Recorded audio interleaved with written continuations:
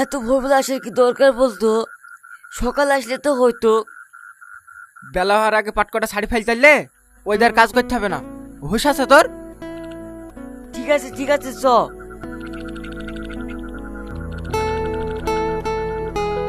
কই কমবে? পানিতে নাম, তারপরে তো দেখতে পাবি।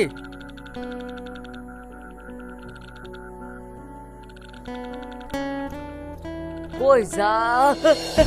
ভূত ভূত ভূত। কি হলো রে? ও ও ও ওইখানে। তো লাশ, তাড়াতাড়ি পুলিশকে খবর দে।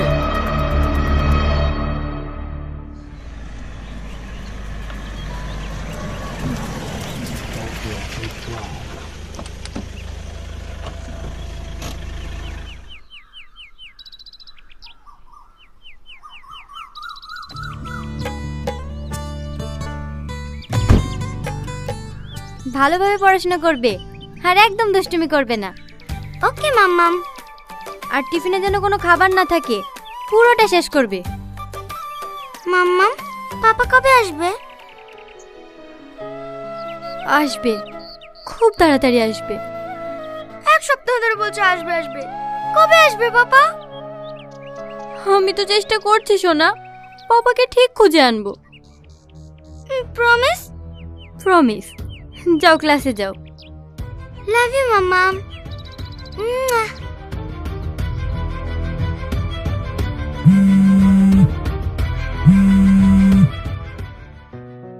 হ্যালো, কোথায় আছো সাথী? রাস্তায় আছি স্যার, আসছি।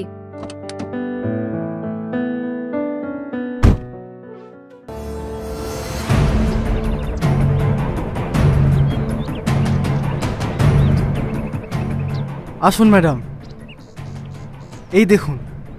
লাশটা যে প্রথম দেখেছে সে কোথায়? লাশের অবস্থা দেখে ও এখন হসপিটালে ভর্তি আছে। তাই তো দেখছি স্যার। দেখে যা মনে হচ্ছে মরা 3-4 দিন হয়ে যাবে। ফরেনসিক টিমও তাই বললো। লাশটা উল্টাও তো সূর্য।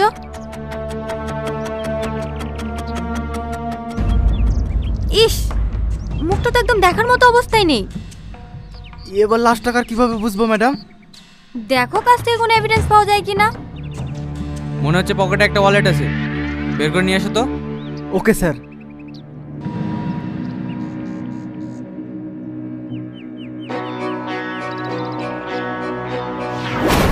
ম্যাডাম,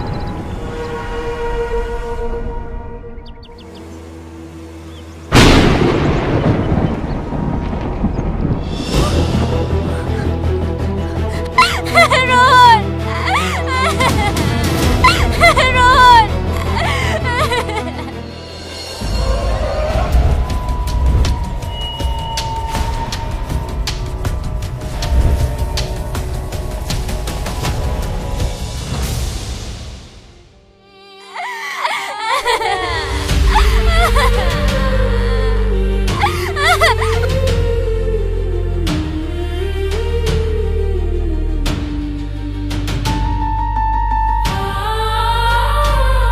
সূর্য,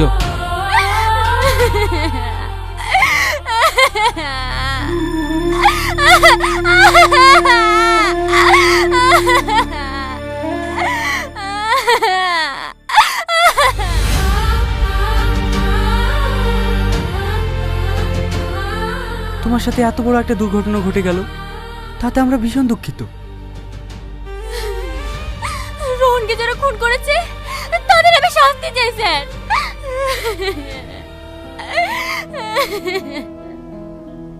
আমি তদন্ত চালিয়ে যাচ্ছি, তুমি এখন 1 মাস বাড়িতে রেস্ট করো সাথী। না স্যার, আমি খুঁজে বের করবো জানোয়ারদেরকে যারা আমার স্বামীকে খুন করেছে। শান্ত হও সাথী, তোমার এখন বাড়িতে থাকা দরকার। আমি নিজেই কেসটা সামলিয়ে নেব। এই কেসটা আমার হাত থেকে কেড়ে নিয়েন না স্যার। কিন্তু তোমার মানসিক অবস্থা তো। প্লিজ স্যার, আমাকে ইনভেস্টিগেশন করতে দিন। ঠিক আছে, তুমি যা ভালো মনে করো, কিন্তু আমিও তোমার সঙ্গে থাকবো।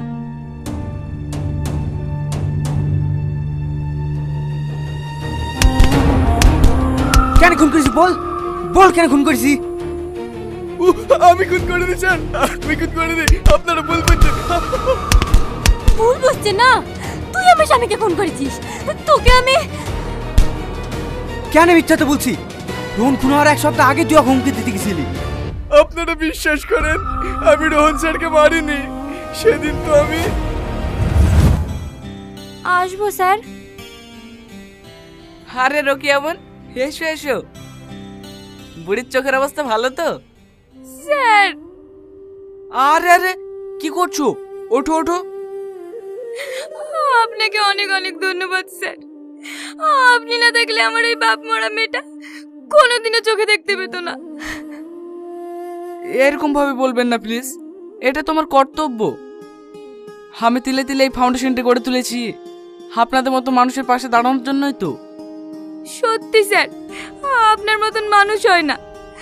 আমাদের মতন কত অসহায় মানুষের উপকার করেন আপনি, কিন্তু কোনোদিন বড়াই করেন না। কি খবর রোহন সাহেব? তোমরা আবার এসছো? বেরিয়ে যাও আমার অফিস থেকে, তোমাদেরকে আমি 1 টাকাও দিতে পারবো না। হপ্তা তো তোমাকে দিতেই হবে রোহন বাবু, না হলে তোমার ব্যবসা চালাবে কি করে? দেখো, এটা একটা ফাউন্ডেশন, কোনো ব্যবসা না। গরিব মানুষদের উপকার করার জন্য এই জায়গাটা তৈরি করেছি আমি। কতটুকু গরিব মানুষের কাছে আর কতটুকু তোমার পকেটে যায় সব জানা আছে। একদম উল্টোপাল্টা কথা বলবি না। কথা বলি বা আমার কাজ কি? 5 লাখ টাকা ফেলো, কেটে পড়ছি। আমি তোদেরকে 1 পয়সাও দেবো না। ভালোই ভালোই বলছি, টাকাটা দিয়ে দে, না হলে তো কে। আমি কোনোদিন অন্যায়কে প্রশ্রয় দিইনি আর দেবও না। বেরিয়ে যা এখান থেকে। কাজটা খুব খারাপ করলি রে, এর মাসুল তোকে দিতে হবে। এই চল।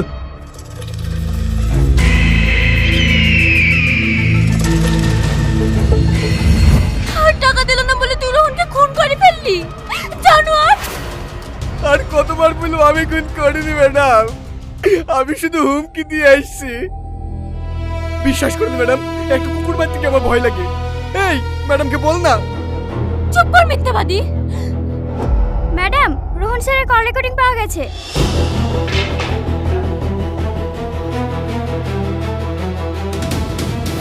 এই দেখুন ম্যাম। হ্যালো সেলিম, কেন ফোন করেছেন আবার? আপনি তো আগে বলে দিয়েছি। মাথা ঠান্ডা করে আমার কথাটা শুনো সেলিম। কি শুনবে? আমি আপনার কোনো কথা শুনবো না। দেখো, টাকাটা তোমার একার না যে তুমি যা ইচ্ছা তাই করবে। আমি টাকা নিয়ে যা ইচ্ছা তাই করবো, আর যদি কেউ বাধাই দাঁড়ায় তাকে শেষ করে ফেলবো। কেন পাগলের মতন করছো বলো তো? সব কিছু ঠান্ডা মাথায় ঠিক করে নাও। ঠিক আছে, তাহলে সামনাসামনি কথা বলেন। সেলিম, কনস্টেবল ড্রাইভারকে গাড়ি বের করতে বলো।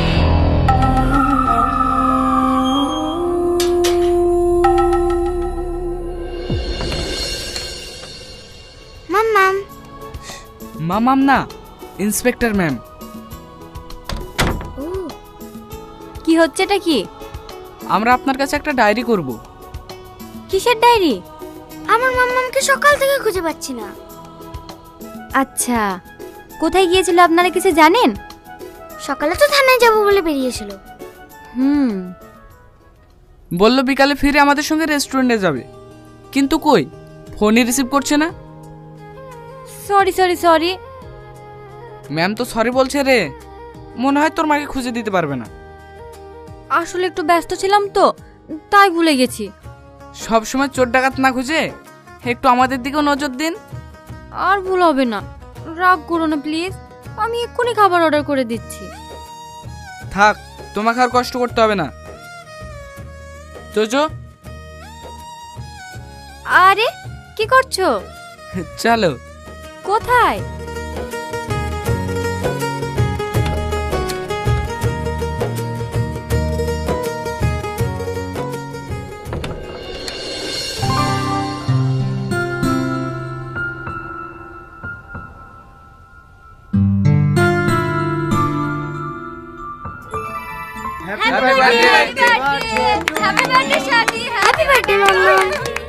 Happy birthday. এবার কেকটা কাটো।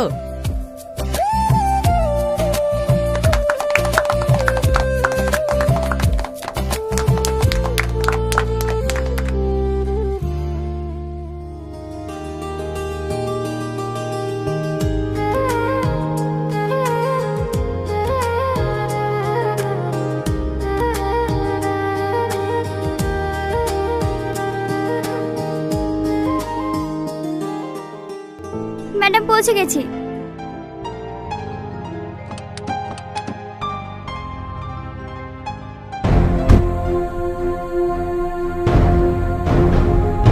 তুমি এদিকে যাও, তুমি ওদিকে যাও, দেখো যেন পালাতে না পারি। সাথী দিদি তুমি? সেলিম কোথায়? আজ 10 দিন হলো ওকে খুঁজে পাচ্ছি না, না কল না মেসেজ, কোথায় গেছে কিচ্ছু জানি না। চুপ, একদম মিথ্যা কথা বলবি না। আমি তোমাকে মিথ্যা কেন বলবো দিদি? তোমার স্বামীকে বাঁচানোর জন্য। আপনারা কি বলছেন আমি কিচ্ছু বুঝতে পারছি না। নাটক করছো আমাদের সঙ্গে। তোমার স্বামী টাকার লোভে রোহনকে খুন করে পালিয়েছে। ও ওনার কথা ভুল হচ্ছে দিদি, আমার স্বামী এত বড় পাপ কাজ করতেই পারে না। পুরো বাড়ি সার্চ করলাম ম্যাডাম, কোথাও নেই। পালিয়ে যাবে কত দূর? ও যে করতেই থাকুক না কেন, ওকে টেনে বের করবই। সাথী, আমার স্বামী আর যাই হোক কখনো কাউকে খুন করতে পারে না। সেটা সময় আসলে জানা যাবে। চলো সাথী।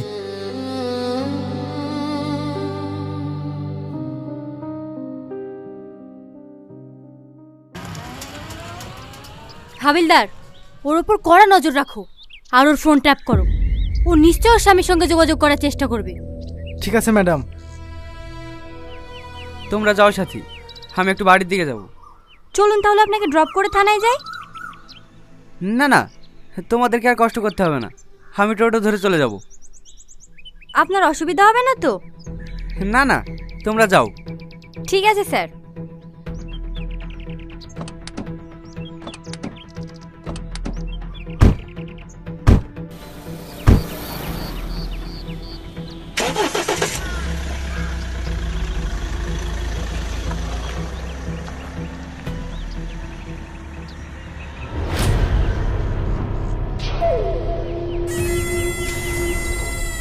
হ্যালো, সাবধান হয়ে যাও।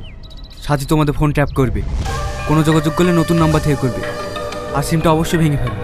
আন্ডারস্ট্যান্ড?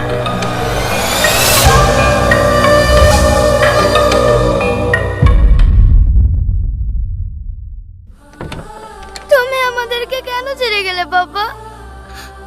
আমি তোমাকে অনেক মিস করছি। আমার খুব কষ্ট হয় তোমার জন্য। কোথায় আছো বাবা? ফিরে এসো না।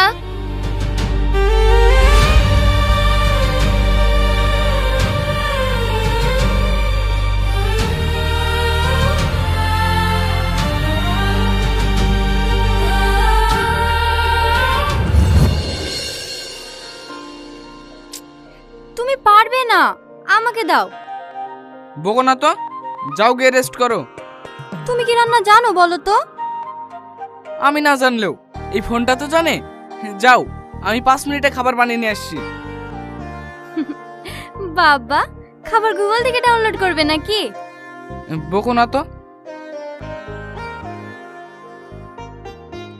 এরপর একটুখানি নুন, নুন নুন নুন, এই তো।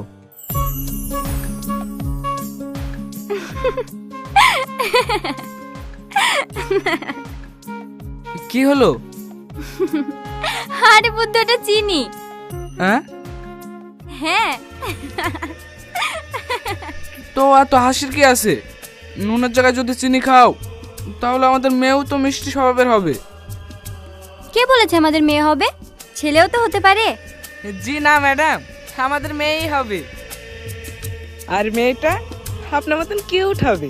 তাই নাকি? হুম।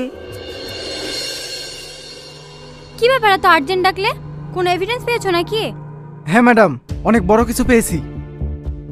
এই দেখুন।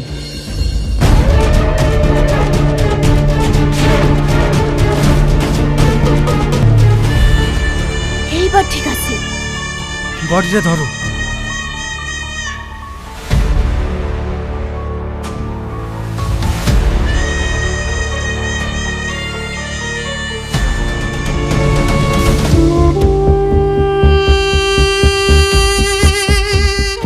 এইবার যদি সব প্ল্যান মাফিক চলে তাহলে ফাউন্ডেশনের 150 কোটি টাকা আমাদের।